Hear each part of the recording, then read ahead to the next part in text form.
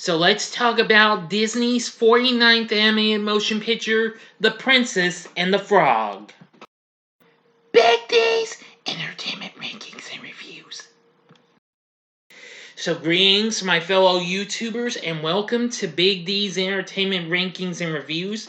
My name is Doyle, better known to you as the Big D, and this time around I bring to you a review of the 2009 animated musical fantasy rom-com, The Princess and the Frog, released by Disney, the studio's 49th animated feature film, which is loosely based on the novel known as The Frog Princess, which is in turn based on the fairy tale of the Frog Prince.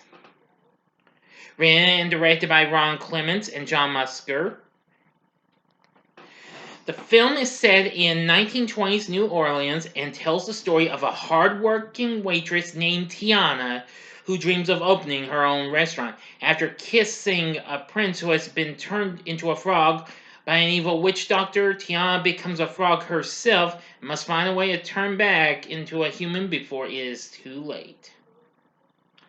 Anyway, it marked Disney's return to traditional animation for the first time in 5 years since 2004's Home on the Range.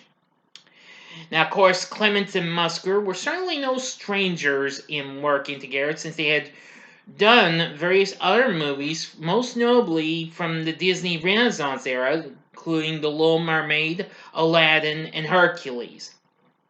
So they returned to Disney to direct this. It also returned to a Broadway musical style format frequently using during the Disney Renaissance and features music written by composer Randy Newman, who is certainly no stranger to Disney as well known for his musical involvement in Pixar films, most notably the Toy Story franchise.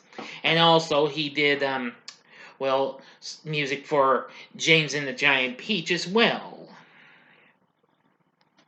Anyway, this film, I'm going to say, was very good. Let's just go ahead and get into the story. In 1912, New Orleans, a girl named Tiana and her friend Charlotte LaBeouf listened to Tiana's mother read the story of the Frog Prince. Charlotte, a believer in true love, finds the story romantic, while Tiana declares she will never kiss a frog. Well, 14 years later, in 1926, Tiana grew into an aspiring young chef who works as a waitress for 2 local diners, so she can save enough money to start her own restaurant, a dream she shared with her father, who is implied to have died in World War I. Prince Naveen of Maldonia arrives in New Orleans to better his financial situation. After being caught by his parents for being a philanderer and spendthrift, Naveen intends to marry a rich Southern belle, and Charlotte is the perfect candidate. Eli Big Daddy LaBeouf, a rich sugar baron, Charlotte's father, hosts a masquerade ball in Naveen's honor. Charlotte hires Tiana to make beignets, or beignets.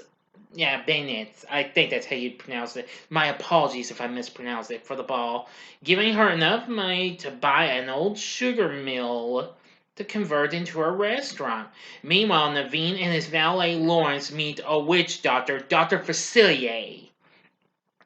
Inviting them into his emporium, Facilier convinces them that he can make their dreams come true, but neither gets what he expects. Naveen is transformed into a prince, while Lawrence receives a voodoo talisman that gives him Naveen's appearance. Facilier intends for the transformed Lawrence to marry Charlotte, after which he will kill LaBeouf and split his fortune with Lawrence, secretly giving himself a larger sum. At the ball, Tiana discovers she may lose the mill to a higher bidder. She then meets Naveen, who, believing her to be a princess because of her costume, asks her to kiss him and break Facilier's spell. In exchange for the money needed, Tiana reluctantly accepts. Still, she is not an actual princess. Once the smooch occurred, she has turned into a frog herself, which also gives her the ability to talk to other animals, as a matter of fact. A chase ensues, and Tiana and Naveen escape to a bayou, where they meet a trumpet-playing alligator named Louis, who dreams of playing in a band with humans, but whose ferocious appearance prevents him from doing so. They also meet Ray, a Cajun firefly, who believes that the evening star is another firefly named Evangeline, and is deeply in love with her. No one has the heart to tell him otherwise. Lewis and Ray, maybe, no way, I think it was Louis, but hey, I think that Clark answers that year named Louis. Okay. They offer to lead Tiana and Naveen to a voodoo queen, Mama Odie, who they believe can undo the curse. During the journey, Tiana and Naveen develop feelings for each other. Meanwhile, Facilier makes a deal with the voodoo spirits, his friends on the other side, that is, offering them the souls of the other people of various people of New Orleans. In exchange, the spirits grant Facilier the services of a host of shadow demons whom he orders to find and capture Naveen. When the four find Mama Odie after escaping from several of the demons and a trio of bumbling frog hunters, she tells them that Naveen must kiss a true princess to break the spell. They return to New Orleans to find Charlotte, the princess of the Mardi Gras parade, but only until midnight. Naveen tells Ray he loves Tiana and is willing to give up his dreams for her, but before he can, he is captured by the demons and brought to Facilier. After Ray tells Tiana that Naveen loves her, Tiana goes to the parade to confess her love for Naveen, only to find Lawrence still masquerading as Naveen, marrying Charlotte. And Tiana flees heartbroken. And Ray rescues the real Naveen and steals the charm that disguises Lawrence, finds Tiana and gives her the charm, explaining the deception. He then turns to hold off the demons so she can escape, but is mortally wounded by Facilier in the process. Okay, now for the ending. As I get ready to continue, you know the procedure. You have 5 seconds to stop this video. Go to the description box below and fast forward to the time below to avoid ending spoilers. If you've seen the movie, continue on. After 5 seconds, here we go.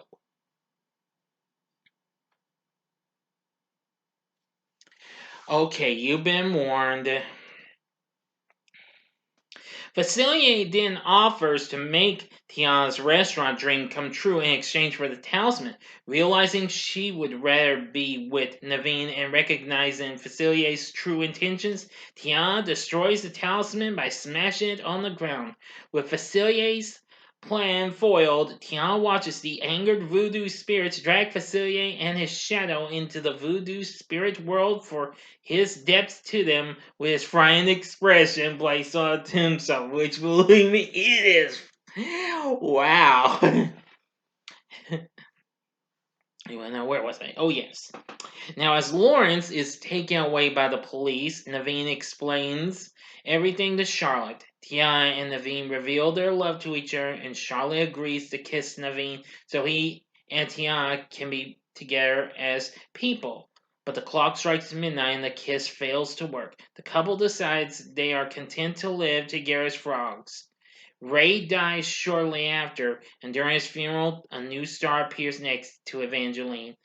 Tiana and Naveen are married by Mama Odie, and because of Tiana's new status as a princess, are both restored to human form after their kiss.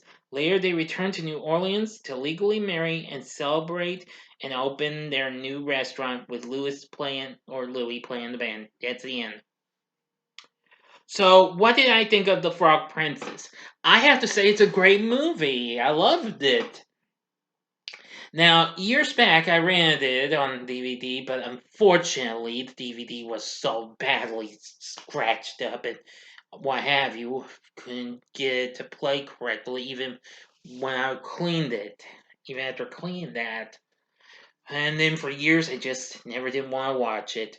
until I encountered it on Netflix, and this was before I got Disney Plus, which I've revisited on there twice. But anyway, I loved it. The movie is really good. I love the atmosphere in the New Orleans setting. The story is very good. The film's got great characters, and of course, great, and of course, a great soundtrack, which of course I mentioned Randy Newman did, and of course, like I said, it also has, well, good soundtrack. Let me see. Yeah, there were some pretty good songs in there.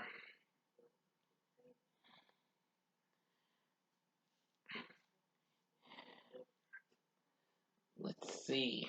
Anyway, it went on to the film went on to make 270 million worldwide, becoming Disney's most successful traditionally animated film since Lilo and Stitch, and the animation studio's most successful film overall since Tarzan, which came out a decade earlier. It received 3 Oscar nominations, one for Best Animated Feature, but unfortunately lost to Disney and Pixar's Up, and 2 for its achievement in music, but lost to the Jeff Bridges film Crazy Heart. Still, I have to give credit for this. The Princess and the Frog was just amazing. Again, great story, great characters, great music, etc., etc., etc. Now, let me give our voice acting cast. I almost didn't want to finish out this. Excuse me, everyone. First, we have Anika Noni Rose voicing Tiana. Voicing Prince Naveen is Bruno Campos. Keith David as Dr. Facilier. Michael Leon Woolley as Louis. Or Lewis, I'm just saying. Jim Cummings, certainly no stranger to Disney, since he, of course, best known for voicing Winnie the Pooh and Tigger at the time, as he voiced Ray.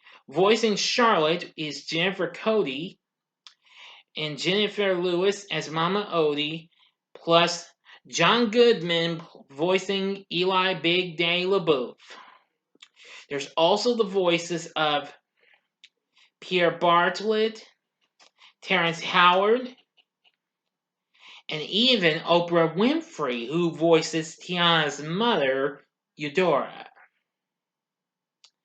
So anyway, with a good voice acting cast, I will say that The Princess and Frog is just so good.